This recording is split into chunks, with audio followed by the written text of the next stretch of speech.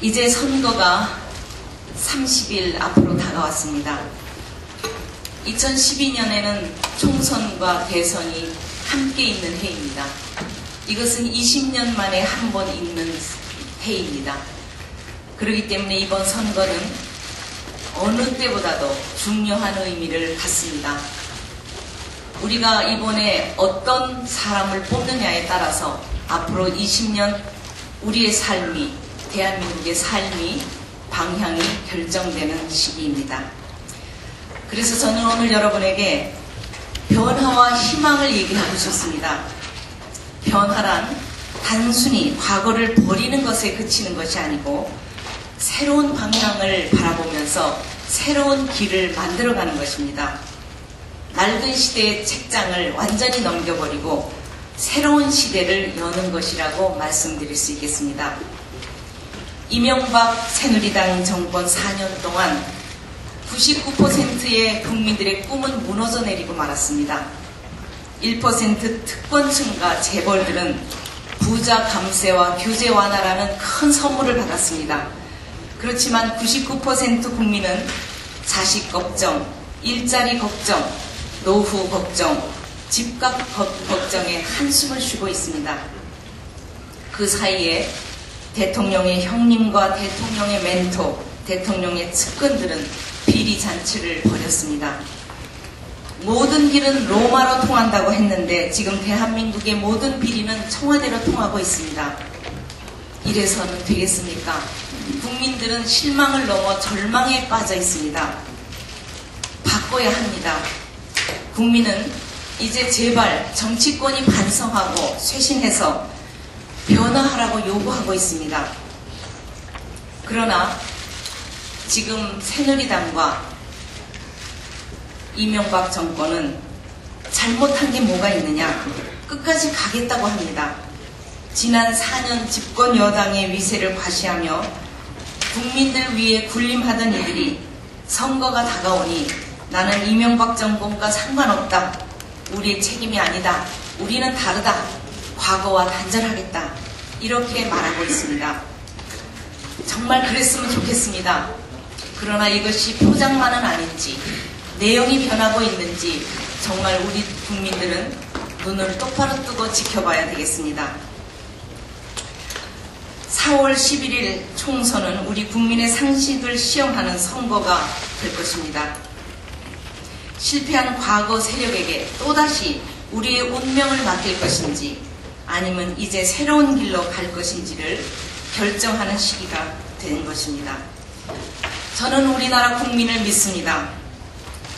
지난 선거에는 줄푸세를 타고 747로 국민 성공시대로 가겠다는 슬로건에 국민들은 속았습니다. 그러나 더 이상 실패한 과거를 반복할 수는 없습니다. 이제 바꿔야 됩니다. 이제 새로운 시대로 향해 출발해야 됩니다. 민주통합당은 새로운 시대를 열기 위해 몸부림치고 있습니다. 저희들은 엊그제 마침내 사상 최초의 전국적 포괄적인 야권연대 결실에 합의했습니다. 살점을 도려내는 고통과 아픔을 감내하면서 저는 국민이 이기는 시대를 만들겠다는 일념으로 큰 결단을 했습니다. 존경하는 국민 여러분, 변화를 향한 국민의 열망은 너무나 높은데 저희들이 국민들의 열망에 부응하지 못했습니다. 너무나 부족했습니다. 지금 가슴 깊이 반성하고 있습니다. 여러분들의 애정이, 여러분들이 바꿔야 한다는 그 절박함이, 그 뜨거움이 저희를 다시 일어나게 합니다. 민주통합당, 위기의식을 가지고 더 낮은 자세로 더 겸손하게 국민들 옆으로 다가가겠습니다. 그러나 더 강인하게 전진하겠습니다. 성실히 일하면 오늘보다 나은 내일, 우리보다 나은 우리 아이들의 미래가 열릴 것이라는 꿈을 위해서 고통 고통받는 중산층을 일으키기 위해서 서민이 중산층으로 가는 사다리를 다시 놓기 위해서 민주통합당은 국민과 함께 희망의 대장정을 시작할 것입니다. 4월 11일 국민이 주인임을 보여주십시오. 투표가 권력을 이기고 국민이 세상을 바꿀 수 있음을 증명해 주십시오. 저희들은 국민의 힘을 믿습니다. 그리고 대한민국의 희망을 믿습니다. 열심히 하겠습니다. 감사합니다. 막바지 국면의 총선 공천에 관해 한국일보 이영선 문수령 질문해 주시죠. 안녕하십니까. 민주당 공천에 대해서 시중의 평가는 무척 가혹합니다. 밥상 차려줬더니 발로 걷어찼다 이런 평가까지 나오고 있는데요. 그 이유는 다 아시겠지만 민주당이 도덕성을 내세워놓고 1심에서 유죄 판결을 받은 임종석 사무총장, 또 현재 불구속 기소 중인 이화영 전 의원을 그것도 제일 먼저 우선적으로 공천을 했습니다. 이 공천에 대해서는 당 내에서도 굉장히 비판이 컸습니다. 문재인, 문성근, 이해찬 이런 당 지도부 인사들이 문제제기를 했고, 이해찬 전 총리는 탈당까지 거론하는 그런 사태가 벌어졌습니다. 임 총장의 공천을 반대해가지고 조금 분위기는 나아졌지만, 그러나 큰 흐름에서는 굉장히 많은 실점을 했죠. 그래서 당초 과반 의석을 확보할 거라는 예상이 있었는데 아무런 다른 변수가 없는데 공천이 끝나고 나니까 130석도 어렵다. 이제는 1당도 어렵다는 자체 분석이 나오고 있습니다. 이런 공천에 대해서 그 원인을 민주당이 민심을 너무 쉽게 보고 오만하고 아니했던 거 아닌가, 그런 지적이 나오고 있습니다. 이 총평을 한 대표님께 들어보도록 하겠습니다. 네, 민주당의 공천은 국민들에게 기대에 부합하지 못해서 저희들이 싸늘한 비판을 받은 것이 사실입니다. 그러나 원래 그 말씀하신 도덕성 그리고 정체성 여러 가지 기준을 저희가 세워서 아주 독립적이고 자율적이고 공정하게 다른 어느 때보다도 공천심사위원회가 정말 잘했다고 생각합니다. 그 도덕성과 관련해서는 원래 공천심사위원회에서 결정한 기준이 있습니다. 그 기준은 금고형 이상의 형을 받은 사람들의 경우는 배제 기준에 속했습니다. 그러나 지금 현재 진행 중인 사건에 대해서는 무죄 추정의 원칙에 의해서 그것은 배제 기준이 아니었습니다. 그것을 공천심사위원회에서 결정을 하고 추진을 했던 것입니다. 그러나 임종석 의원 같으신 분은 당에 물을 끼치지 않기 위해서 그러한 기준에도 불구하고 자기 자신이 사퇴를 했으며, 또 앞으로 이런 기준에 저촉되는 사람들도 자신의 앞으로의 결단이 있을 것이라고 생각합니다. 그리고 요번에 우리 민주당의 공천은 사실상 여러 가지 면에서 굉장히 알찬 공천이었습니다. 신인이 기득권을 가진 사람보다 정말 잘 진출할 수 있도록 그 진입 장벽을 낮추는 여러 가지 지표도 개발을 했고, 그리고 우리가 했던 국민 경선 모바일 이 선거라는 것은 우리나라 역사상 처음으로 도입한 것입니다. 어떻게 보면 하나의 실험 무대였지만 지금 조금씩 이변이 일어나고 있습니다. 아직 경선이 마무리되지 않았기 때문에 그 경선이 다 마무리되고 우리가 총평을 한다 그러면 참으로 우리가 선택한 기준과 우리가 선택한 이 국민 참여 경선과 모바일 경선은 미래지향적인 경선이었다라는 평가를 받을 수 있을 것이라고 저는 자부하고 있습니다. 자, 이 의원 부축 질문해 주시죠. 굉장히 알차다 이런 평가를 하셨는데요. 내용적으로 그랬을지는 모르지만 어쨌든 들린 느낌은 그렇지 않습니다. 우선 아까 공천심사위가 독립적으로 무죄 추정의 원칙에 따라서 일단 공천을 했다 이렇게 말씀드립니다. 그렇다면 최규식 의원, 서울 강북이죠. 최규식 의원은 사실 어려운 청원경찰들의 그런 상황을 돌봐주다가 집단적인 어떤 소액 정치자금을 받은 문제로 1심에서 지금 현재 유죄 판결을 대표적으로 받았습니다. 동정 여론도 꽤 있습니다. 근데 공천심사위가 최 의원은 의정활동도 굉장히 잘하고 그랬는데도 불구하고 공천을 주지 않았어요. 임종석 총장은 제일 먼저 주고 이화영 전 의원도 그랬죠. 그러니까 최 의원은 결국 버티다가 국민 여론이 안 좋으니까 스스로 불출마를 결정했습니다. 근데 무죄 추정의 원칙을 어떤 의원의 경우는 예를 들어 친노 486은 그걸 그러니까 적용을 해서 공천을 주고 또 어떤 의원은 그걸 적용해서 공천을 주지 않는 이런 현상을 보면서 국민들은 이게 기준이 코에 걸면 코걸이고 귀에 걸면 귀걸이냐 말이지 이런 느낌을 일단 받았고요. 그리고 아까 말씀하신데 또 다른 그런 관련 의원들의 결단이 있을 거다 그런 말씀은 구체적으로 뭐 이화영 전 의원이 그러면 뭐 사퇴를 공천 반납을 결정한다 이런 말씀인지 좀 말씀해 주시고요. 한 가지만 더 말씀드리면 내용이 좋았다고 말씀하셨는데 저희들이 느낌은 예를 들어서 임종석 총장을 나중에 공천했으면 또 상황이 달라졌을 거예요.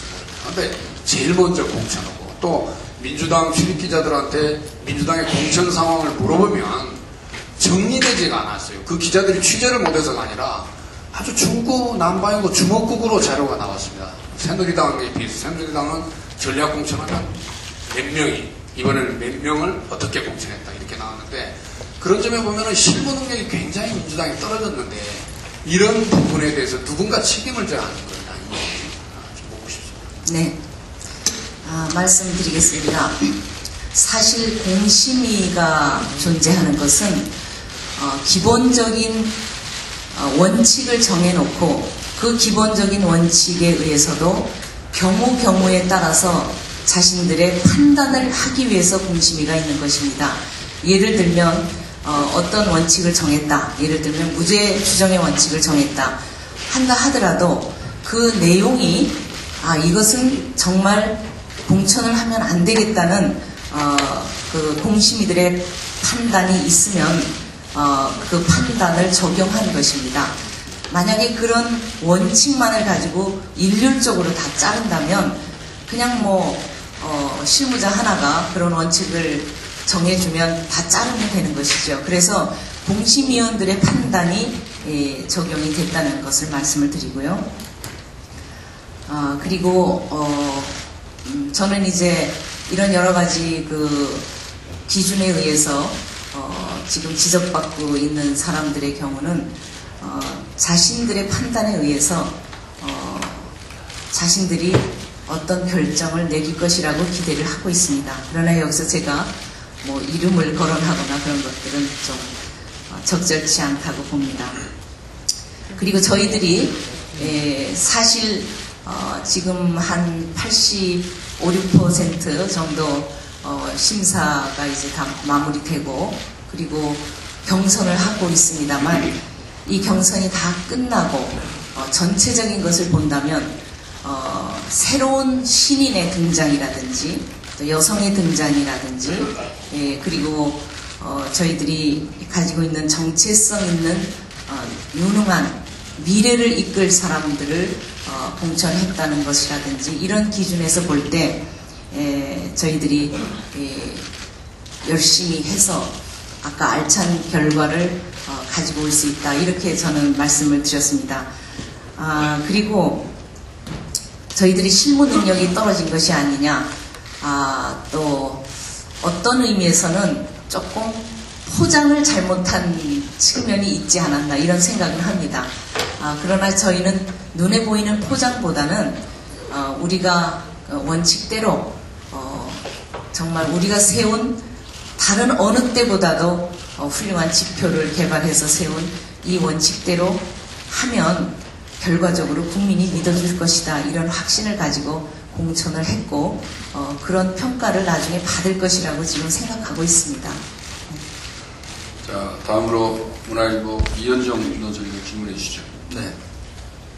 이 공천 결과를 보면 이 김대중 전 대통령과 가까웠던 이 친 DJ 인사들 많이 물을 먹고 친노 그룹은 대부분 공천을 받아서 친노 일색이라는 그런 지적이 나오고 있습니다. 예를 들어서 김대중 정부에서 청와대 출신은 한 50% 정도만 생존했고 반면 노무현 정부의 청와대 출신은 한 85% 정도가 생존했다는 보도도 있었습니다.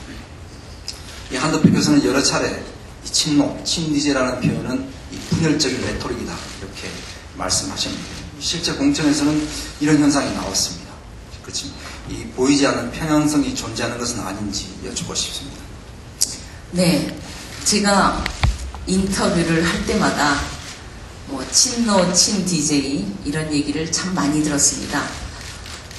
그런데 정말 우리는 김대중 대통령의 정신, 예를 들면 뭐 이해찬 총리나 한명숙이나 이런 사람들은 친노로 분류되지 않습니까? 그런데 저희들은 김대중 대통령에 의해서 발탁된 사람입니다. 그리고 김대중 대통령의 뜻을 따르고 김대중 대통령 밑에서 정치를 배우고 그 원칙을 배우면서 정치를 한 사람입니다. 그리고 또 이어서 노무현 대통령과 함께도 일을 했습니다. 지금 김대중 대통령과 노무현 대통령을 이렇게 구분하는 것은 민주정부 10년을 둘로 갈라놓는 거나 마찬가지입니다. 그래서 저는 이것은 분열적 사고고 언론에서 이렇게 자꾸 분열시키는 것은 맞지 않는 것이다 이렇게 생각합니다. 저희 지금 공천받은 사람 중에 친 DJ, 친 노무현이 없는 사람이 없습니다. 반 노무현이 있습니까? 반 DJ가 있습니까? 우리는 하나의 틀 안에서 하나의 정신을 가지고 김대중 대통령의 정신을 이어서 노무현 대통령의 정신을, 정치 철학을 함께 한 몸에 한 정신으로 구사하면서 정치하는 사람들입니다. 다만 요번에 그 민주계 분들이 이제 탈락하면서 반발이 많이 일고 있는 것만은 사실입니다. 그러나 저는 그분들에게 호소하고 싶습니다. 너무 가슴 아픕니다. 저하고도 너무 가깝고 동지였고 그분들은 정말 군사 독재 시대 때부터 민주당을 지키기 위해서 감옥도 가고 고문도 당하고 감시를 당한 이런 처절한 인생을 사신 분들이십니다.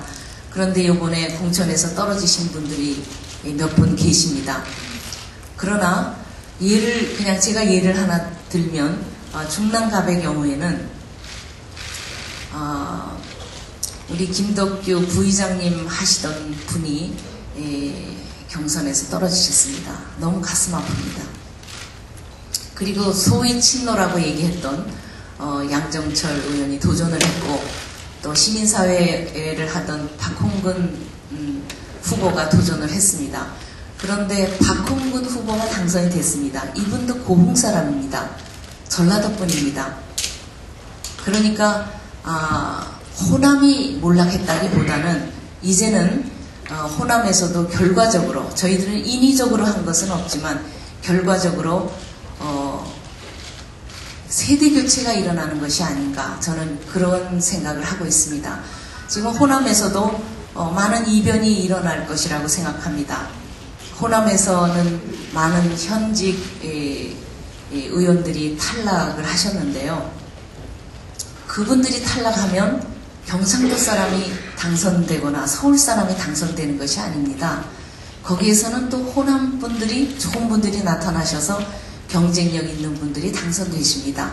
그러니까 변화가 있는 것 뿐이지 친 DJ가 몰락하고 친노가 살아났다 이런 표현은 참으로 있을 수 없는 일입니다. 저희는 하나입니다. 다시 한번 강조합니다. 네. 자, 이현정 의원 보충 질문해 주시죠. 네.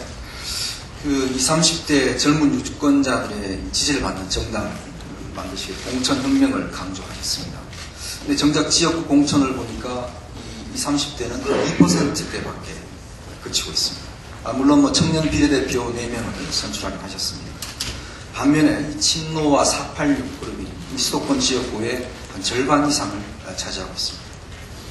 주말에 치러진 경선 결과도 보면 조직력이 강한 현직 의원하고 전직 의원들이 이 강세를 보였습니다. 이 현재와 같은 경선 구조라면 정치 시민이 정치권에 진입하기는 굉장히 불가능한 것이 아니냐, 그런 지적들이 있습니다. 한 대표님 견해를 듣고 싶습니다. 네, 지금 저희들 공천에서 말씀드렸듯이 민주통합당이 솔직히 말씀드리면 청년 세대가 민주통합당에 들어와서 함께 정책을 정하고 함께 논의할 수 있는 구조가 굉장히 많이 좁아졌습니다.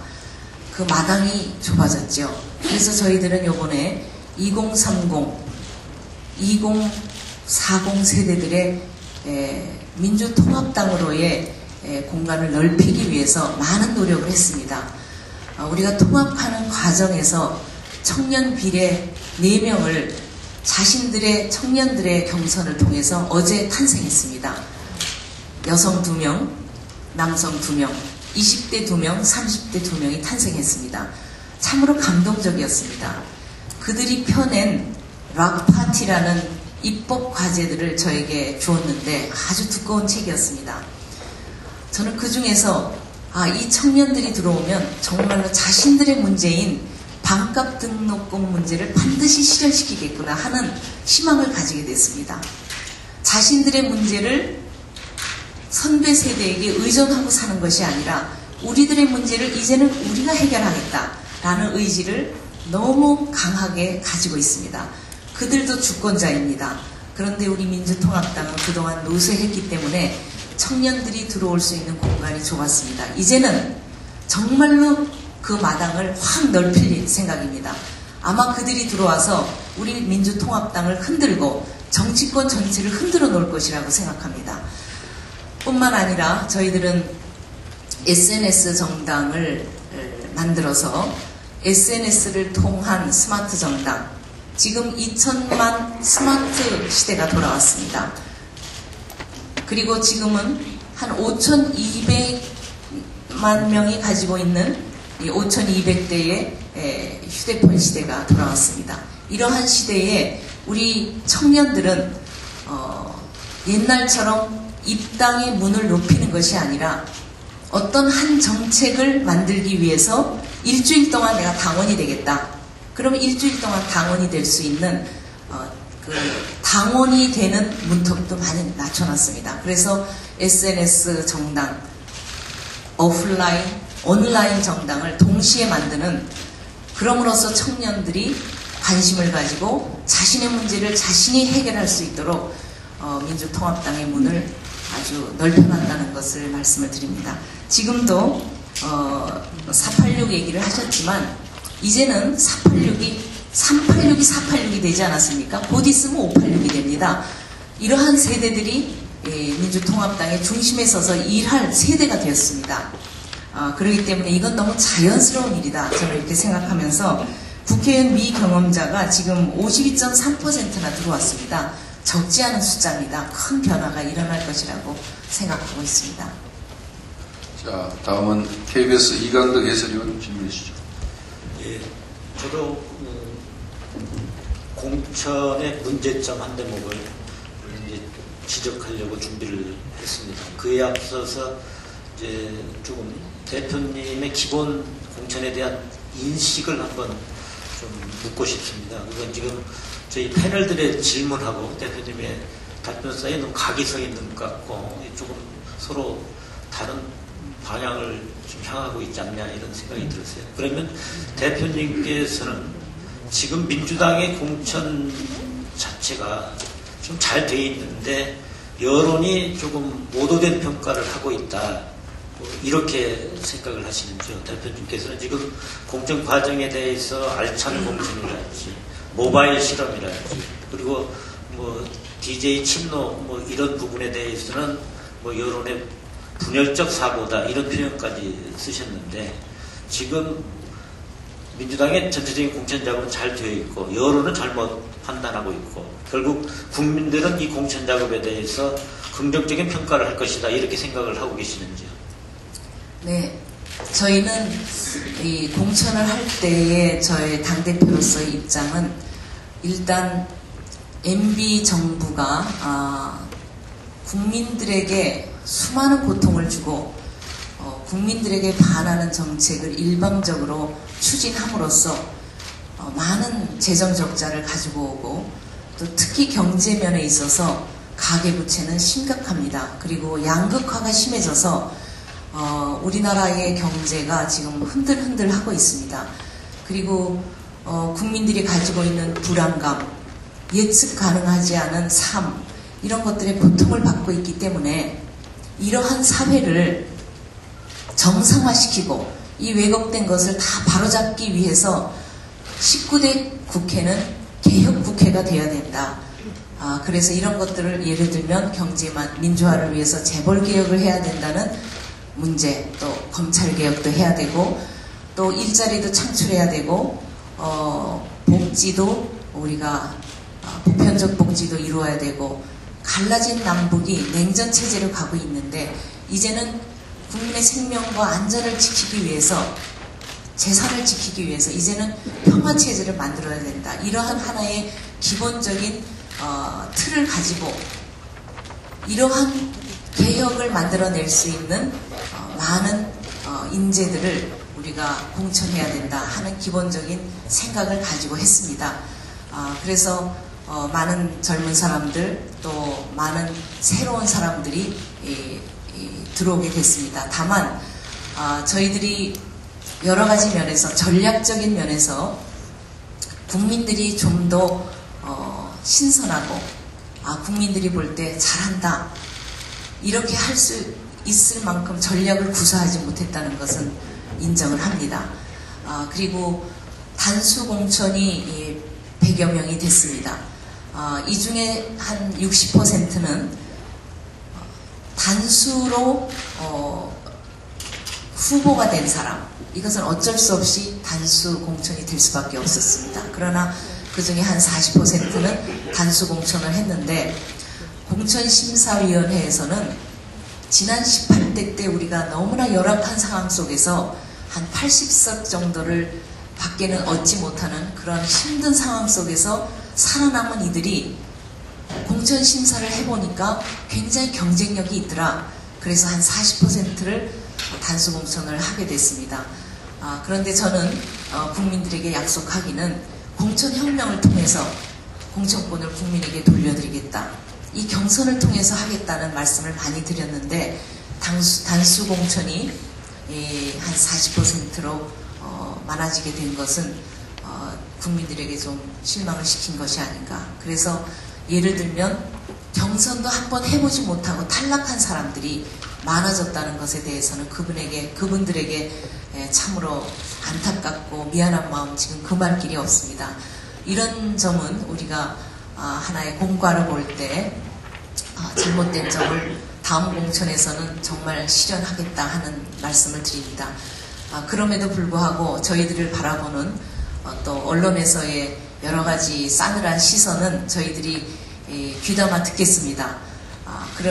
그런데도 불구하고 저희들이 했던 이 진정성과 이 공정성과 그리고 우리가 추구하고자 했던 그 방향에 대해서는 좀 다시 한번 면밀히 살펴주실 것도 한번 부탁드리고 싶습니다. 이강덕 해설위원 보충 질문해 주시죠. 네. 단수공천 40% 이제 말씀을 하셨기 때문에 이제 현역 교체율이 너무 민주통합당에서는 낮지 않느냐 이거하고도 조금 서로 맥이 닿는 얘기 같습니다. 이게 새누리당하고도 조금 비교가 되거든요. 물론 의원수에서는 뭐 차이가 많이 나기 때문에 민주통합당의 의원수가 적어서 현역 의원 교체가 좀 적었다 이렇게 말씀하실 수도 있겠지만 일반인들이 볼 때는 대표님 말씀하신 공천혁명 이런 건 현역의 교체가 많을 경우 바로 실감 있게 유권자들에게 다가올 수 있는데 그렇게 적었고 더군다나 바꾼다는 게 텃밭이라고 할 수 있는 호남에서 몇 분 바꿨기 때문에 너무 경쟁하는 당하고 비교가 된다. 그리고 이번 그 총선에서 중요한 컨셉을 국민에게 다가갈 수 있는 컨셉을 놓치지 않았느냐 이렇게 생각이 되거든요. 특히 경선을 해보니까 현역 두 의원이 낙천되기도 했고요. 이런 결과를 봤을 때 그랬는데, 그래서 이러한 그동안의 정치 과정을 보면서 국민들이 그 정치의 변화가 필요하다, 쇄신이 필요하다, 이런 욕구에 비해서 민주당이 이번 공천 내용이 조금 국민에게 다가갈 수 있는 내용이 적었다, 이렇게 얘기할 수 있는데 그 점에 대해서 어떻게 생각하십니까? 네, 지금 그런 비판에 대해서 저는 겸허하게 받아들입니다. 그러나 지금 말씀하신 중에도 이게 현역 그 40% 단수 공천이라는 것은 전체를 40%를 보는 것이 아니라 단수 공천 100여 명 중에 한 60%는 혼자 출마했기 때문에 어쩔 수 없이 단수 공천이 자동적으로 된 것이고, 그 100여 명 중에 한 40%라는 뜻으로 받아들이셔야 되겠습니다. 그리고 현역 교체율이 낮았다 하는데, 저희가 현역 교체율을 본다 그러면 지금 새누리당은 아직 공천이 저희보다 조금 늦습니다. 그래서 잠정 집계입니다만 저희들은 인위적으로 퍼센테이지를 정해놓고 할당해서 탈락시킨 것이 아니고, 기준에 따라서 지역도 상관없고 세대도 상관없고 그냥 오로지 기준에 따라서 점수를 매겨서 했는데, 저희들의 현역 교체율은 28%입니다. 굉장히 높습니다. 한나라당보다 훨씬 높습니다. 그렇기 때문에 이런 것들은 저희들의 어제 아마 공심위원장이 통계를 다 내서 발표를 한 것으로 알고 있습니다. 현역 교체율이 이렇게 높다는 것은 아마 처음인 것으로 알고 있습니다. 이것은 많은 변화가 있을 것이라는 것을 예고하는 것입니다. 그리고 이 변화는 국민의 요구입니다. 그래서 그 국민의 요구에 맞추어서 저희들은 그 기준에 따라서 했다는 말씀을 드리고요. 그리고 국민들이 저희들에 대한 기대가 굉장히 높습니다. 저희들이 지난 1월 15일 날 전당대회에서 지도부가 탄생되면서 80만 명이나 정말 자발적인 참여를 통해서 모바일 선거를 실시했는데 아주 성공적으로 했습니다. 그때 이 통합하는 새 지도부에게 너무나 많은 큰 기대를 했습니다만 우리가 그 기대에 부응하지 못한 것 같습니다. 그런 국민들에게 반성하고 이제는 더 큰 쇄신과 더 큰 통합으로 국민들에게 다가가겠다는 각오의 말씀을 드립니다. 제가 좀 이어서 간단하게 한 말씀을 더 드리겠습니다. 어차피 이제 공천이 잘못됐느냐 잘 됐느냐는 총선 결과로 나타날 텐데, 그럼 총선 결과에 대해서 이제 어떤 식으로든 책임을 질 것이냐 이렇게 물어보면 당연히 대표님께서는 책임을 지겠다 이렇게 말씀을 하실 텐데, 그러면 어떻게 책임을 지겠느냐 할 때 그냥 자리에서만 결과가 나빴을 경우, 좋았을 때는 지금 말씀 안 드려서 되겠고요. 만일 결과가 나빴을 경우 자리에서만 물러나는 것으로서는 내가 물러나겠다 이 정도 가지고는 국민에게 감동이나 뭔가 악착 같은 이런 게 조금 적을 수도 있을 것 같습니다. 그건 새누리당 같은 경우에는 지금 총선을 책임지고 있는 분이 다음 대권과 연결이 되어 있기 때문에 뭔가 조금 더 악착 같음이나 뭐가 걸려있는 듯한 이런 느낌도 받을 수 있고요. 그렇기 때문에 만약 민주통합당이 뭔가 이번 총선에서 최선을 다하고 이번 총선에서 정말 좋은 결과를 얻어야 되겠다 이런 악착 같음을 조금 강화하려면 민주당도 전면에 새누리당이 박근혜 위원장이 나선 것처럼 뭔가 다음과 걸려있는 대권과도 연결될 수 있는 뭔가 이런 인물들을 앞에 내놓고 조금 승부에 나서야 되는 거 아닌가 이런 생각도 할 수 있는데 그 부분에 대해서는 어떻게 생각하십니까? 네. 지금 질문 주신 그 말씀은 지금 저희 민주통합당이 총선에서 굉장히 뭐 고배를 먹을 거 아니냐, 그럴 때 책임을 질 수 있느냐, 이제 이런 말씀으로 좀 들립니다만 그거는 단정할 수 없습니다. 정치는 생물입니다. 지금 저희들이 조금 여러 가지 공천 후유증이나 또 여러 가지 문제점으로 여론이 좀 빠진 것만은 사실입니다. 그러나 우리가 가지고 있는 여론은 지금 중산층과 서민을 기반으로 한 지지를 공고하게 가지고 있습니다. 그리고 이 정치는 생물이라는 것은 우리 국민들의 지지는 우리가 변함에 따라서 달라질 수 있습니다. 그리고 저는 희망을 가지고 있습니다. 예를 들어서 새누리당은 많은 포장을 했습니다. 많이 바꿨다고 하지만 사실 내용을 들여다보면 저는 바꿨는가? 정말 더 나쁘게 가는 것인가? 이런 생각도 가지고 있습니다. 예를 들면 공천과 관련해서 새누리당의 텃밭인 정말 강남의 한 복판에 5.18 민주항쟁을 발랄이라고 얘기하고 4.3 사건을 폭동이라고 얘기하는 사람을 공천했습니다. 이것은 정말 정체성이 있는 것인지 박근혜 비대위원장의 역사 인식을 그대로 노출한 것이라고 생각합니다. 그래서 우리가 이 공천을 볼 때 정말 새누리당은 어떻게 보면은 표만 의식하는 것 같습니다. 최근의 공천을 봐도 주로 지자체 장들을 많이 친이계를 탈락시킨 자리에다가 넣었습니다.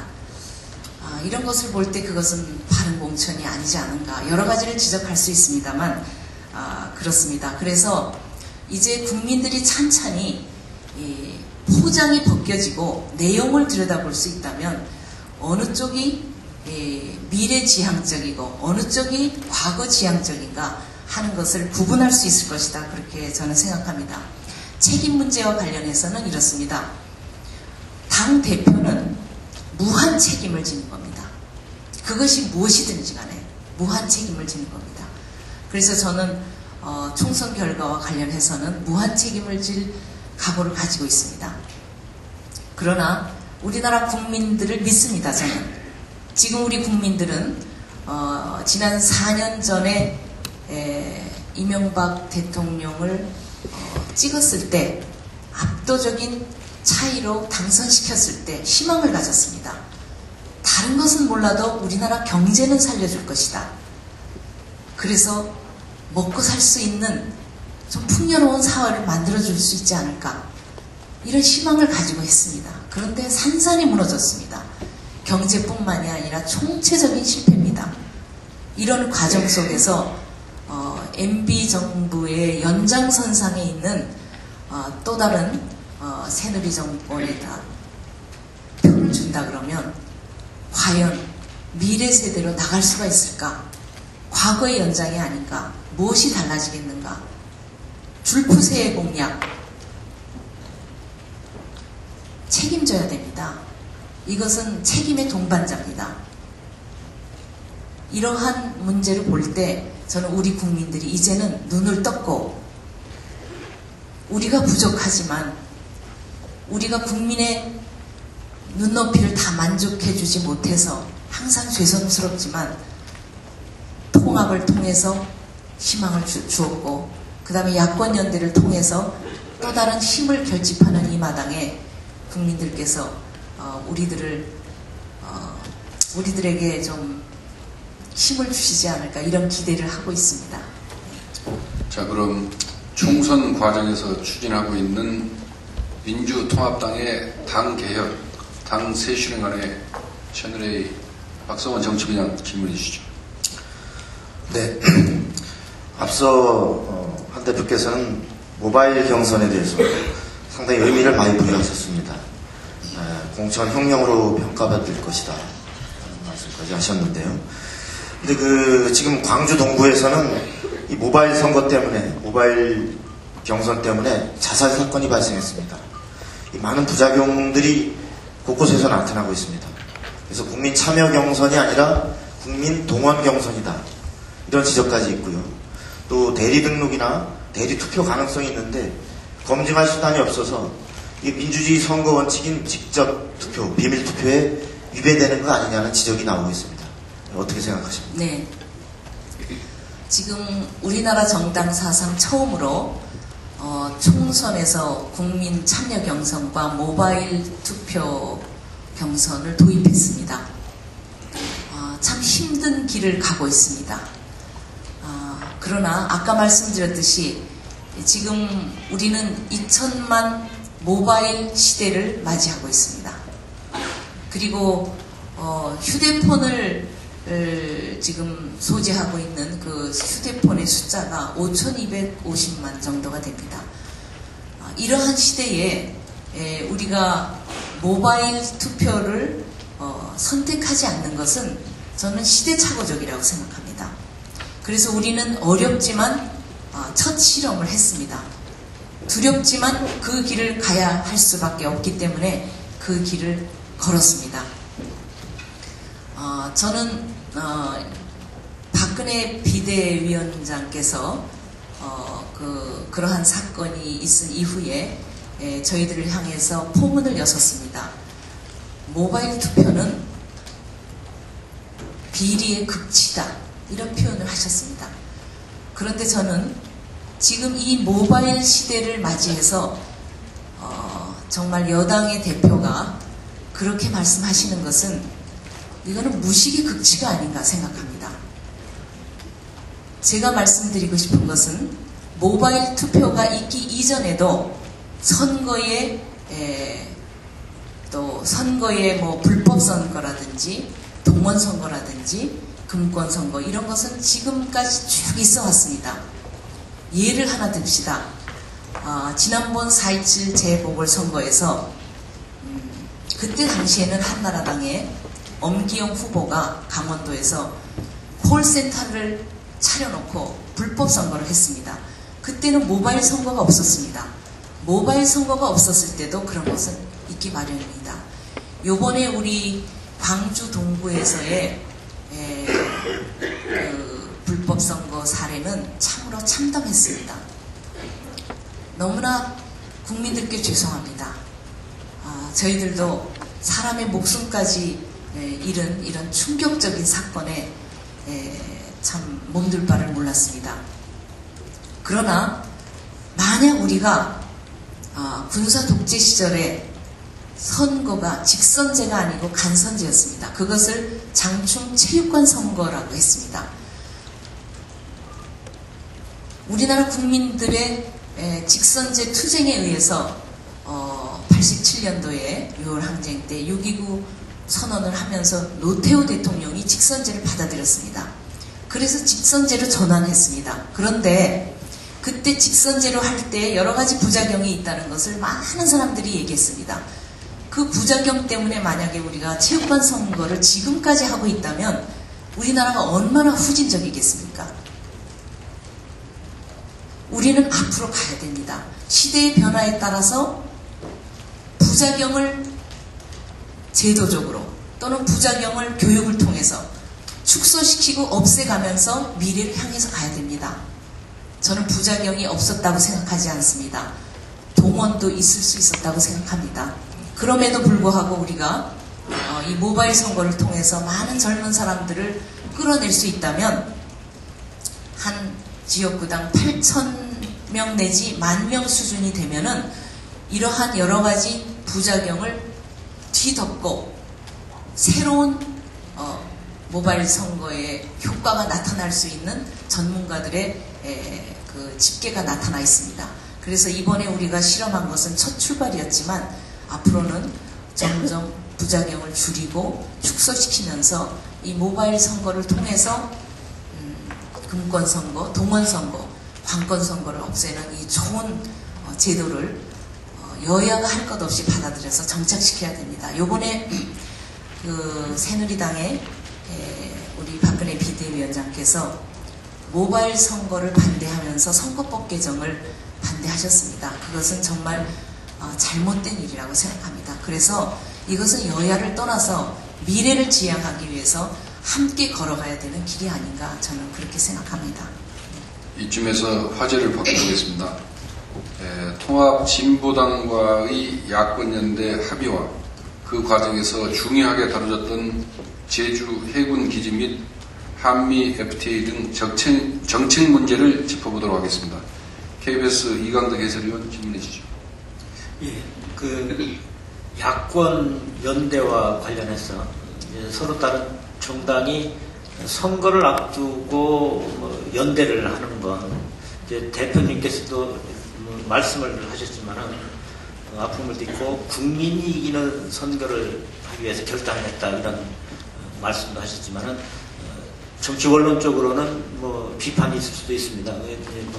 지금 다른 질문도 해야 되기 때문에 그 부분에 대해서는 그 정도 지적을 해두고요. 당장 그 제주 해군 기지 문제와 관련해서도 민주통합당과 통합진보당 사이에는 당초 견해가 달랐습니다. 입장도 달랐고요. 그러나 이 부분과 관련해서 연대를 하면서는 공동 투쟁하는 이런 전략을 같은 입장으로 내놓고 그랬습니다. 그렇기 때문에 그 제주 해군 기지 같은 이런 중요한 사안에 대해서도 선거를 위해서 서로 입장을 맞추는 이런 식으로 야권 연대라는 게 국민의 선택이나 올바른 정책을 정당들이 수립하는데 조금 방해가 되는 쪽으로 작용을 하지 않았느냐 이런 지적이 있을 수 있습니다. 이 부분에 대해서는 어떻게 생각하십니까? 네, 지금 야권 연대와 관련해서 저희들이 정책 합의문을 만든 것은 시민사회단체 그리고 또 통합진보당, 민주통합당이 함께 이루어낸 것입니다. 그리고 그동안에 우리가 이러한 정책에 대해서는 입장을 상당 부분 같이 해왔습니다. 그리고 입장이 다른 것은 우리가 통합이 아니고 연대이기 때문에 좀 다른 측면은 각자 다르게 또 할 수밖에 없는 여건도 있었습니다. 그렇기 때문에 이 정책 합의문 때문에 우리가 선거에 지장을 가지고 온다든지 그런 것은 아니라고 봅니다. 다만 이제 강정마을의 경우에는 우리가 안보를 위해서 이런 기지를 마련한다든지 그런 원천적인 문제에 대해서 반대한다기보다는 사실상 주민이 반대하면 주민의 목소리를 들어야 됩니다. 이건 절차적인 문제에 너무나 하자가 큽니다. 지금 현재 보면은 제주도지사를 비롯해서 제주도의회 전체 그리고 제주도민 전체 뿐만이 아니라 국회도 마찬가지입니다. 지난 12월 국회에서 해군 기지를 마련을 하는 강정마을의 해군기지 예산을 여야가 합의를 해서 그때 박근혜 비대위원장 시절이었습니다. 책임하에 여야가 합의를 해서 삭감을 했습니다. 그 삭감이라는 의미는 그 기지 만드는 것을 중단하라는 취지입니다. 말하자면 국회가 정부에게 이 공사를 중단하라는 지시를 한 것이나 마찬가지입니다. 그리고 제주도에 있는 모든 사람들이 반대를 하는데 이것에 귀를 기울이지 않고 지금 구럼비 폭파를 하고 있는데요. 이렇게 하는 것은 정말 정부가 그렇게 하면 안 됩니다. 우리는 이것을 반대하는 것입니다. 그래서 우선 구럼비 폭파를 중단해야 되고요. 공사를 중단해서 주민들의 목소리를 듣고 또 전문가의 목소리를 듣고 하면서 사실상 전면 재검토를 해서 다시 할 수 있는 것이다 이렇게 생각합니다. 그래서 저는 지금 정부에다 정말 촉구하고 싶습니다.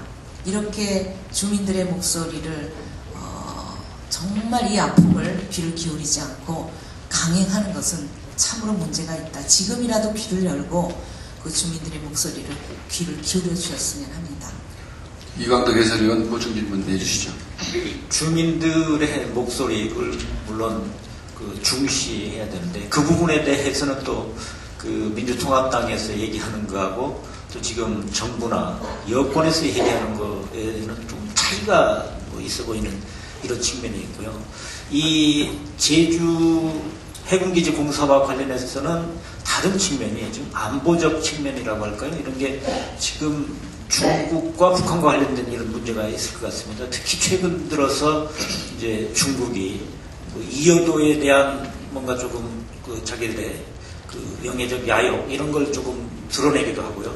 이런 부분과 관련해서는 제주 해군기지가 없을 경우 중국의 우리 영토에 대한 우리 영해에 대한 야욕을 어떻게 제어할 것인가 이런 부분이 있고 국민들의 우려가 클 수도 있습니다.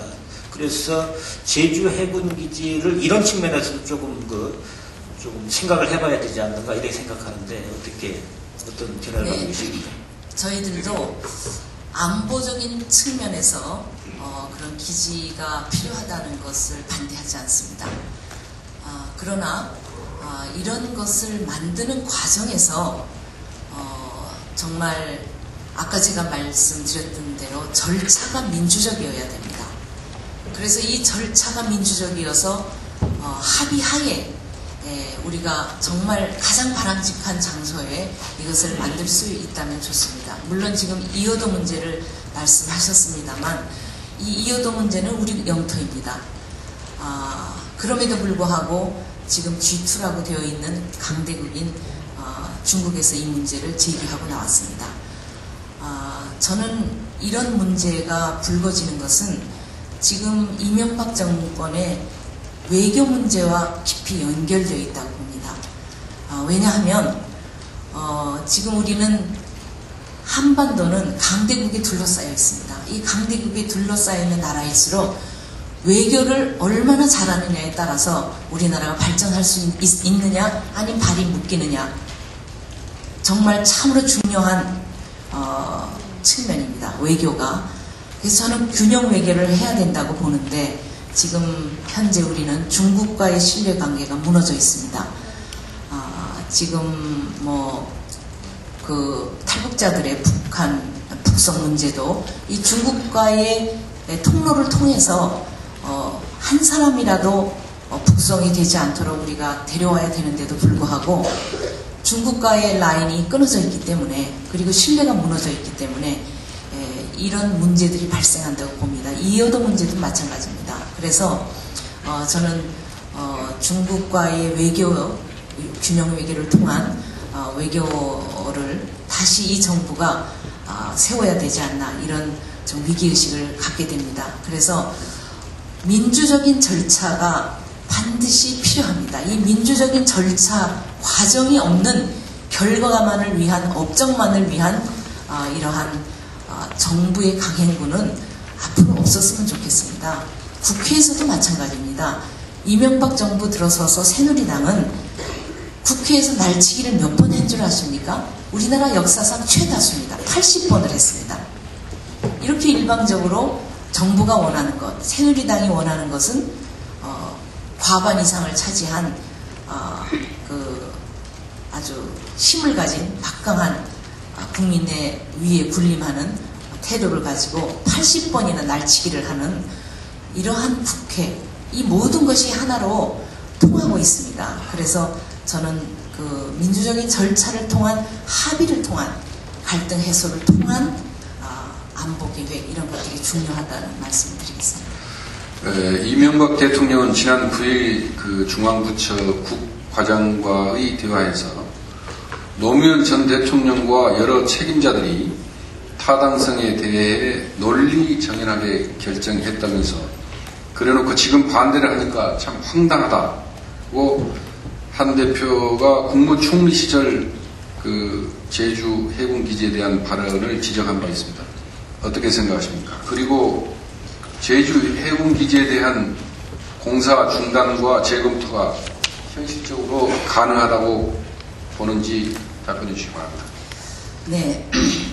이명박 정부의 그러한 말씀은 정말 과장급 정도의 사고를 하시는 거 아닌가 이런 생각이 듭니다. 과장급은 잘못된 계획이라도 수정할 권한과 책임이 없습니다. 그러나 지도자는 그러한 권한과 책임이 있습니다.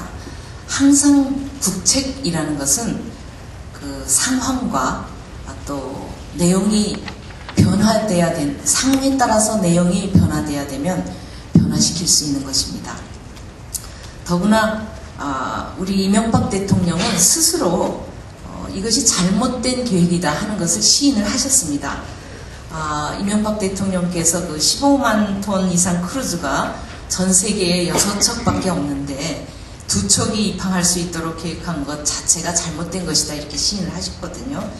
이렇게 스스로 자기 잘못을 시인을 하셨음에도 불구하고 이렇게 강행하려고 하는 것은 참으로 제가 보기에는 정말 아닌 것 같습니다.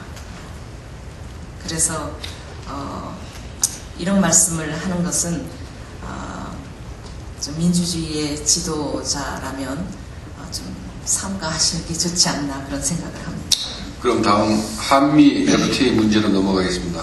입장을 바꾸려면 최소한 잘못을 인정하거나 사과를 하는 조치가 필요하지 않느냐 이런 지적도 또 밖에서들 많이 있는 것 같습니다. 어떻게 생각하십니까? 한미 FTA에 대해서는 이렇게 말씀드리겠습니다. 이명박 정권이 굴욕적인 외교를 통해서 그 결과로 나타난 체결한 한미 FTA는 반대입니다. 저는 이렇습니다. 일관된 저의 입장은 그리고 민주통합당의 입장은 또 참여정부에서 체결했던 입장은 결국 국익과 민생입니다. 국익과 민생에 초점을 두고 이 문제를 생각하겠습니다. 내용과 상황이 달라졌다는 것이 중요한 핵심입니다. 예를 들면 한미 FTA를 체결할 때 노무현 대통령께서는 국익이 우선이다. 만약에 우리나라의 국익이 오지 않는다면 하다가 중간에서 중단해도 좋다. 그리고 심지어는 이런 말씀까지 하셨습니다. 한미 관계 정치적인 요인도 많지만 장사꾼의 입장에서 해라. 이런 말씀까지 하셨습니다. 그래서 국익을 굉장히 강조했습니다. 그런데 한미 FTA가 체결된 이후에 양 대통령이 체결을 하고 국제적인 정상적인 조약으로 체결이 됐습니다. 그런데 미국은 어떻게 했습니까? 국회에서 비준하지 않았습니다. 1년 동안. 그리고 반대가 심했습니다. 미국의 반대가. 그 이후에 4년 반 동안 한국과 밀집 협상을 했습니다. 그것이 재협상입니다. 미국이 왜 재협상을 정권이 바뀐 이후에 추진했겠습니까? 미국의 국익에 반하기 때문입니다. 그래서 미국이 자신들의 국익을 좀 더 실익을 찾아가기 위해서입니다. 우리나라 정부는 그것을 할 때 글자 하나 바꾸지 않겠다고 국민들에게 공개적으로 얘기했습니다. 그러나 그것은 거짓말이었습니다. 나중에 보니까 정말 굴욕적으로 바뀌었습니다. 미국이 바뀐 다시 체결한 한미 FTA를 상원과 하원에서 일사불란하게 하루 만에 통과시켰습니다. 그리고 우리나라 대통령은 한미 FTA 때문에 한국에서 수많은 사람들이 고통을 당하고 시위를 하고 울부짖는데 미국 의회에 가서 미국에 의뢰해서 쓴 내용을 미국의 그 국회에서 연설을 하시고 기립박수를 6번이나 받았습니다. 이것은 있을 수 없습니다. 저도 국정을 운영해 본 사람입니다. 자기 나라의 국민들이 이런 고통을 받는데 바로 그 시기에 미국의 의회에 가서 박수를 받으면서 기뻐하시는 모습을 보면서 비애를 느꼈습니다. 이것만 보더라도 한미 FTA는 우리가 지금 실익이 있는가, 그리고 한미 FTA 실익이 없는 한미 FTA가 민생에 어떤 영향을 주는가, 이렇게 내용과 상황이 바뀌어진 것을 보고 이것을 찬성할 수 있겠는가? 이것을 말바꾸기라고 할 수 있겠는가? 지도자라면 그 상황이 바뀌고 우리 국민들이 고통을 받으면 그것은 정책을 국익과 민생에 맞게 따라가야 된다고 봅니다. 특히 2008년 말에 있었던 미국발 금융위기로 인해서 기원 전과 기원 후라고 할 수 있을 정도로 세계의 국제 경제 질서가 바뀌고 있습니다. 가장 권위적인 다보스 포럼에서 우리는 죄를 졌다. 이제는 신자유주의의 수술이 필요하다. 라는 것이 지금 국제사회의 하나의 기류입니다. 여러분들이 워싱턴에서, 뉴욕에서 보시지 않았습니까? 99%를 위한 경제를 되돌려받기 위한 시위가 얼마나 많이 벌어졌습니까? 그리고 미국에서도 지금 지자체에서는요, 금융 공공화를 만들고 있습니다. 이렇게 세상이 지금 변하고 있습니다. 그런데 우리는 지금 이렇게 변한 세상 속에서 한미 FTA를 어떻게 바라볼 것인지, 그리고 또다시 우리나라의 발전 모델을 어떻게 앞으로 가져가야 우리가 도태되지 않을지, 이런 고민 없이 그냥 뭐 말을 바꿨느냐 어쩌느니 이런 것만 가지고 그 선거용으로 정치 공세를 하는 것은 지도자로서의 기본 자세가 저는 안 돼 있다고 생각합니다. 그래서 저는 여야가 맞대고 또 전문가들이 이제 머리를 맞대고 앞으로 이런 상황 속에서 우리나라의 경제 발전 모델을 정말 이렇게 토목공사로 갖고 가야 될 것인지, 아니면 교육복지 차원에서 재원 배분을 해야 될 것인지, 이 FTA를 어떻게 바라볼 것인지, 이제 한중 FTA도 앞으로 남아 있습니다. 이런 모든 문제를 놓고 여야가 맞대고 미래지향적인 경제 모델들을 만들어내야 된다고 봅니다. 이것이 저의 고민입니다. 앞으로 저희들은 민주통합당은 그렇게 할 생각입니다. 네. 아까 말씀하신 굴욕적인 재협상, 이명박 정부 들어와서 그렇게 해서 자동차 부분을 다시 이제 저쪽에 양보한 거, 뭐 그런 측면에 저도 뭐 개인적으로 동의합니다. 근데 민주당이 주장하는 내용을 쭉 훑어보면 민주당이 10대 독소 조항이라는 걸 제기하는데 그 중에 한 두 가지가 자동차 부분입니다. 그러니까 자동차 부분 두 가지는 이 정부에 들어와서 양보한 거죠. 세이프가드와 관세를 없애는 걸 5년 뒤에 한 거. 그거 이해하겠습니다.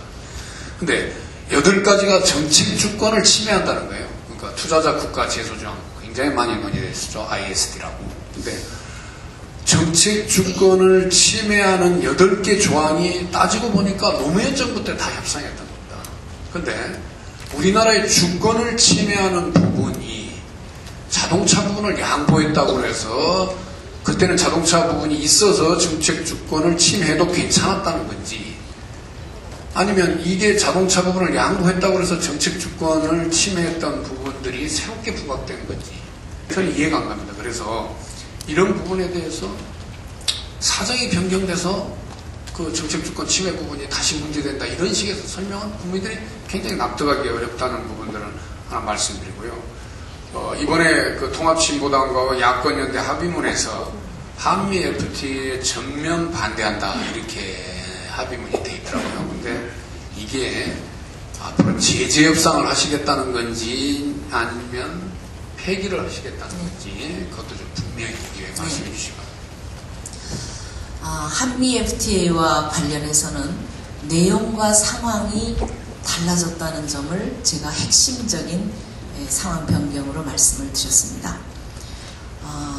지금 만약에 우리가 여당이었으면 재협상은 하지 않았을 겁니다. 그리고 특별히 자동차 부분이 그렇게 양보가 됐다면 ISD 부분을 그대로 놔둘 리도 없었습니다. 그러한 말씀을 드리고요. 그리고 이렇게 상황이 바뀌어졌기 때문에 저희가 19대 국회에 가고 이제 정권 교체가 이루어지면 이 달라진 상황에 맞게 전체적인 국제적 경제 질서가 바뀌어진 이런 상황 속에서 그 상황에 맞게 재협상을 할 것입니다. 그리고 민주통합당의 입장은 재협상입니다. 지금 아마 우리가 공동 합의문에서 자세히 한미 FTA에 관해서 보시면 좀 구분이 돼 있을 것입니다. 폐기와 재협상의 의견 차이가 있음에도 불구하고 이것이 연대이기 때문에 민주통합당과 또 우리 통합진보당 사이에 약간의 차이가 있습니다만 그 차이를 그대로 명기를 했습니다. 그래서 저희는 재협상에 방점을 두고 있다는 것을 말씀을 드립니다. 그러면 그 대표님께서 얼마 전에 했던 한미 FTA 폐기 주장은 잘못됐다는 걸 시인하시는 거로 이해도 되겠습니까? 다시 한번 말씀드리지만 재협상을 강조한다는 뜻으로 이해해 주시면 좋겠습니다. 그리고 그 대답하신 답변 중에서 저희들이 이해가 안 가는 게 만약 자동차 부분에 그런 이익을 미국이 돌려주면 ISD나 정책 주권 부분들을 침해가 돼도 된다는 말씀으로 또 역으로 우리가 이해가 이제 이렇게 들리는데 말이죠. 그건 별개의 문제 아닙니까? 돈으로 그러면 정책 주권을 마크할 수 있는 사안은 아니지 않습니까? 그러니까 노무현 정부 때 당초에 8개의 독소 조항들이 합의된 그 자체가 잘못된 게 아니냐 이런 지적이 나타나는 거죠. 네, 그 부분에 대해서는 저희들이 제가 이제 시인할 수 있는 것은 한미 FTA를 체결하면서 너무 서둘렀다는 점, 좀 더 정밀하게 저희들이 분석을 해서 좀 치밀한 분석을 통한 결론을 내렸어야 된다는 것, 이런 것들은 시인합니다. 그러나 저는 지금 현재 달라진 상황 속에서 저희가 그 10+2를 다시 재협상을 하겠다는 것이라는 것을 다시 한번 말씀을 드립니다. 네. 자, 주제를 좀 바꿔보겠습니다. 그럼 지금부터는 총선 전망과 함께 민주당이 내세우는 정권 심판론을 다뤄보겠습니다. 이현종 논설위원 질문해 주시죠. 네. 아까도 좀 말씀하셨지만 이번 총선을 전반적으로 어떻게 전망하시는지 여쭤보고 싶습니다. 당초에는 이번에 독자적인 일당 또 과반수 의석 확보 가능하다 이런 전망들이 있었습니다. 근데 이 공천 국면에 접어들면서 이 목표를 또 하향했다는 그런 또 얘기도 나왔습니다. 실제 최근의 여론조사를 보면 이런 결과들이 좀 비슷한 추세인 것 같습니다. 공천을 계기로 해서 민주통합당의 지지도가 점점 떨어지는 그런 현상이 나타나고 있습니다. 근데 좀 어저께 야권연대가 이렇게 성사가 됐습니다. 이렇게 잘 됐다고 보시는지 또 이것이 앞으로 득표에 어떤 도움이 될 거라고 보시는지 듣고 싶습니다. 네. 제가 방송기자클럽에서도 똑같은 질문을 받았습니다. 그래서 그때 답변은 제 1당을 목표로 한다고 밝혔습니다. 그러나 지금 저희들은 많은 위기의식을 느끼고 있습니다. 국민들이 공천 과정에서 보내주신 싸늘한 저희들에 대한 비판 지금 상당히 힘겹습니다.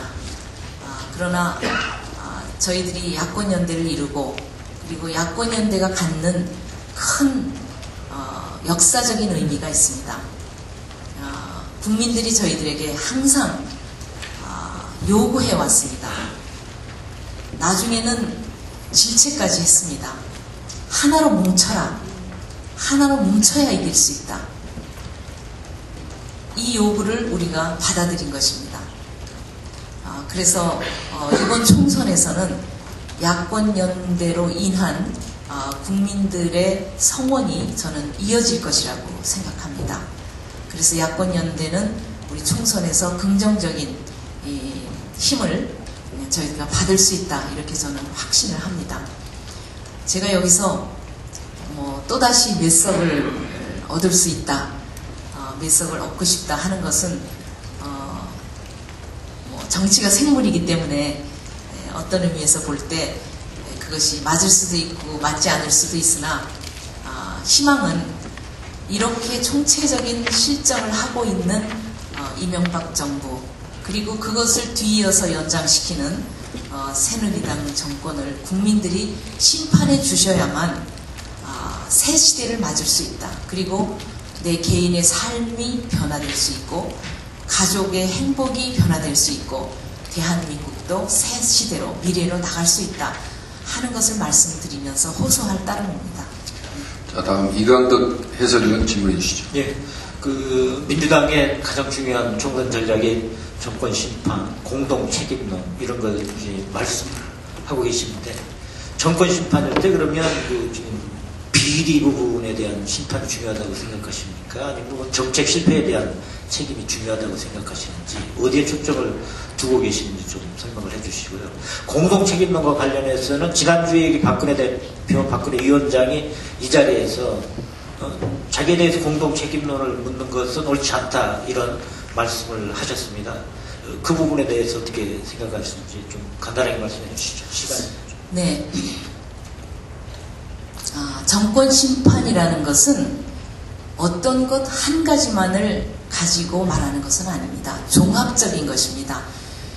우선은 정책 실패를 들 수가 있습니다. 그 중에서도 경제 실패입니다. 지금 우리나라 국민은 정말 제가 많이 다녀보고 많이 만나는데 우리 좀 먹고 살 수 있게 해주십시오 라고 호소합니다. 열심히 일하는데 월급 봉투는 점점 작아지고 열심히 일하는데 우리 재래시장은 다 무너지고 자영업들은 장사를 할 수가 없고 골목 상권도 다 무너졌습니다. 어떻게 삽니까? 이런 호소를 너무나 많이 합니다. 어떻게 자식들을 공부시키고 월세값이 오르고 전세값이 오르는데 내쫓기게 생겼습니다. 이런 신음소리를 저는 날마다 듣고 삽니다. 우리가 747 공약과 줄푸세 공약은 하나로 묶여져 있었습니다. 그런데 줄푸세 공약은 이 박근혜 비대위원장의 공약이었습니다. 그 줄푸세 공약을 기반으로 해서 부자 감세를 했습니다. 부자 감세는 거의 100조 원에 이릅니다. 그리고 재벌 개혁들에게 규제를 다 풀어줬습니다. 출청제도 풀어줬죠. 금상분리법도 다 풀었습니다. 그래서 지금 재벌 천국이 됐습니다.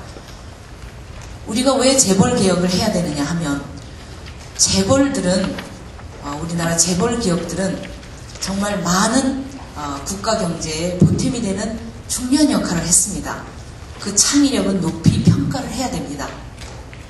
그리고 어느 나라나 규모의 경제가 필요합니다. 중소기업은 대만 같은 나라는 중소기업의 천국이라고 할 정도로 중소기업이 잘 돼 있지만 규모의 경제가 없기 때문에 전체적인 경제에서 세계적으로 밀립니다. 그러나 우리나라는 규모의 경제를 우리가 이룩했기 때문에 재벌 기업들의 창의력은 높이 평가해야 됩니다. 그러나 지금은 이명박 정부 들어와서 이 줄푸세 공약 때문에 실제로 너무나 규제가 풀리고 경제력 집중력이 심합니다.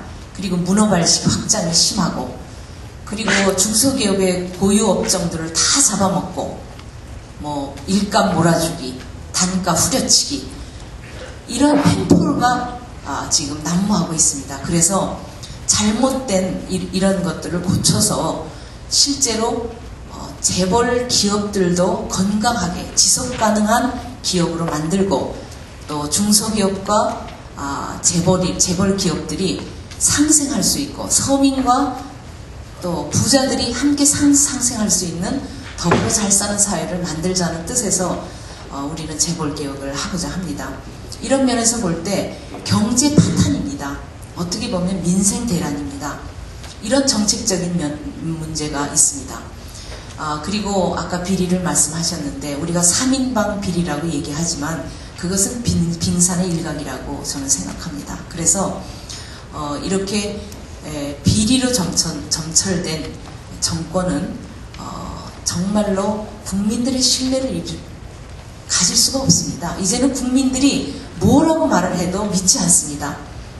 어떻게 정책을 한 발짝이라도 밀고 나갈 수가 있겠습니까? 그래서 저는 이것을 총체적인 실정이라고 봅니다. 이 총체적인 실정을 심판하겠다는 말씀으로 이해해 주시면 좋겠습니다. 그 다음에 더 하셨는데 제가. 지금 다른 이제 남북 자, 시간이 없기 때문에 화제를 바꿔서 대북 정책을 다뤄보도록 하겠습니다. KBS 이강덕 해설위원 질문해 주시죠. 예, 저한테 계속 질문 기회와가지고 간단하게 듣겠습니다. 지금 시간이 얼마 없었어요. 지금 5.24 대북 제재 조치를 해제해야 한다고 말씀을 하셨는데, 그러나 일반 국민 정서에는 북한에 뭔가 좀 조치가 있어야 되지 않느냐, 천안함 연평도에 대한 이런 부분이 있습니다. 그런 부분 없이 뭐 이런 5.24 조치를 정부가 뭐 우선적으로 해제를 해야 된다고 보시는지 그거 하고요. 지금 두 번째는 미국과 북한 간에 지금 대화가 진행되는데 남북 간에는 완전히 이게 지금 대화가 끊어져 있습니다. 이런 상황에서도 미국과 북한 간에 뭐 핵 문제 해결을 위한 논의라면 그런 남권기 없이 뭐 미국 간의 대화가 계속적으로 진행돼도 된다고 생각을 하시는지 그 부분에 대해서 좀 말씀해 주시죠. 네, 지금 그 이명박 정부 들어와서 남북 관계가 완전히 냉전으로 되돌아갔습니다. 연결고리가 완전히 끊겨버렸습니다. 뭐 5.24 조치도 있고 천안함 연평도 이런 문제도 있지만 지금 김정일 국방위원장이 급서한 이후에 김정은 체제로 이제 바뀌었습니다. 북한의 안정이 상당히 남북관계나 북미관계에도 중요하다고 생각합니다. 안정적으로 지금 진행되고 있어서 그것은 다행이라고 생각합니다. 그러나 저는 이제 앞으로 이명박 정부 하에서든 또는 다음 정권 하에서든 대화가 시작돼야 됩니다. 그리고 남북교류가 시작이 돼야 됩니다. 그렇다고 하면은 전제 조건이 무엇이든지 간에 그 전제 조건을 달면 남북 대화가 이루어지기 어렵습니다. 우리 쪽에서도 그렇고 그쪽에서도 그렇고. 그래서 저는 하나의 해법은 우선 대화의 첫 시작은 전제 조건 없이 대화를 시작하자. 그 대화를 시작하는 사이에서 조금씩 신뢰가 쌓여가면 이런 문제들을 다 해결할 수 있지 않을까. 이런 해법을 좀 제시하고 싶습니다. 그리고 지금 북미 관계가 굉장히 많은 진전을 보이고 있습니다. 이것은 남북 관계를 위해서나 또는 앞으로 북한의 핵 문제를 해결하는 데 있어서도 굉장히 긍정적인 평가를 할 수 있고 높이 평가합니다. 그러나 가장 큰 문제는 남북 관계의 주권자인 대한민국이 이 북미 관계를 개선하는 협상에서도 완전히 소외되어 있습니다. 주권 행사를 못하고 있습니다. 이것은 우리나라 외교의 허점이라고 생각합니다. 그래서 우리는 북미 관계의 대화 협상이나 또는 남북 관계의 대화 협상에서도 대한민국이 주도권을 쥐어야 됩니다. 지난번 우리 민주정부 10년 동안에 우리가 주도권을 쥐고 북미 관계나 또는 남북 관계를 해결했던 것처럼 6.15 선언이나 14선언을 중요하게 생각하고 계승해야 됩니다. 한 가지 예를 들겠습니다. 독일은 89년도에 동서독 통일을 했습니다. 65년도에 빌리 브란트 대통령이 동방정책을 펼 때 함께 그 동방정책, 우리에 말하면 남북 화해협력 정책이라고 할 수 있겠습니다. 그 동방정책을 결정한 이후에 수많은 정권이 바뀌었습니다. 수십 년 동안. 그럼에도 불구하고 동서독 통일이라는 중요한 과제를 놓고는 어느 정권이 들어서든 그 동방정책을 이어갔습니다. 그래서 우리나라도 정말 우리나라의 민족 문제 또는 우리나라가 반드시 계승해야 될 것은 정권이 바뀌더라도 저는 계승해야 된다고 봅니다. 이렇게 이명박 정부 들어서서 민주정부 10년이 했던 남북정책, 화해협력정책을 깡그리 짓밟고 오늘에 이르게 된 것은 참으로 우리나라로서는 불행한 일입니다. 이것을 복원하기 위해서는 얼마나 많은 노력과 시간이 걸려야 될지 모르겠습니다. 그럼에도 불구하고 희망은 남아 있습니다. 그래서 우리는 주권자로서 이 역할을 소외되지 않고 정말 외교를 통해서 균형 외교를 통해서 이것을 이루어 나가야 되지 않겠나 저는 이렇게 생각합니다. 자, 마지막으로 패널 질문 대선에 관해서 이영선 논설위원 질문해 주시죠. 시간이 짧아가지고 좀 많이 스킵이 됐습니다. 지금 그 여담인데요. 당내 대선 주자들 몇 분 계시는데 한번 여쭤보면 문재인 이사장하고 김두관 경남지사, 손학규 전 대표, 정동영, 정세균 의원 이런 분들 계시죠. 누가 가장 마음에 드십니까?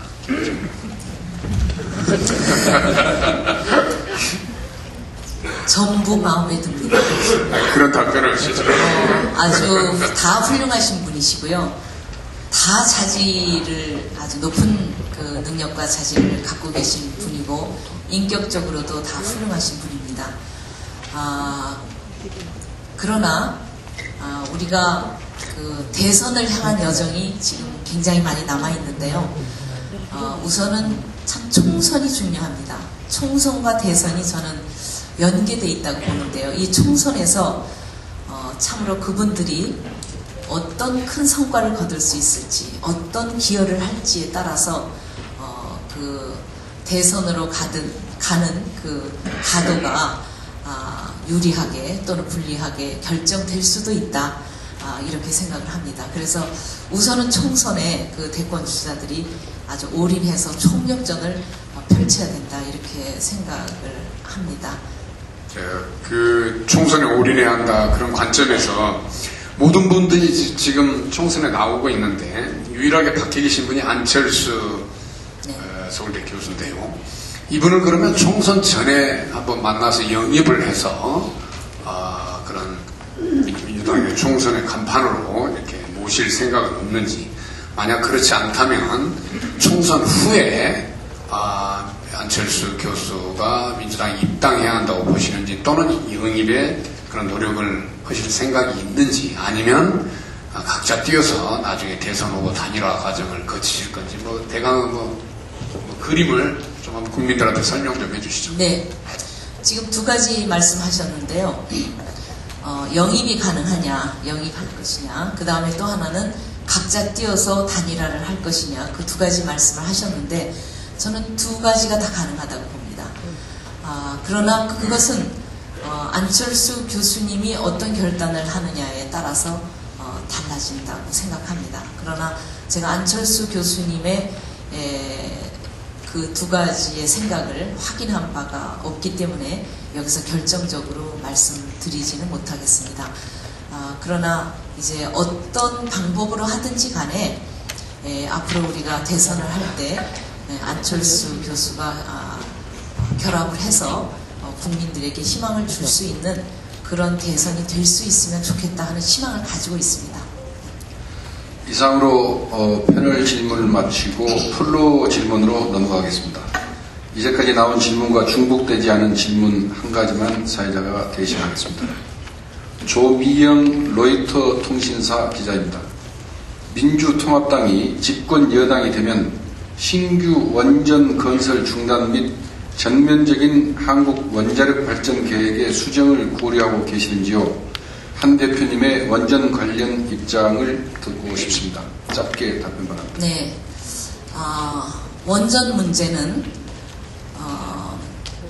후쿠시마 사건이 있은 이전과 이후로 갈라집니다.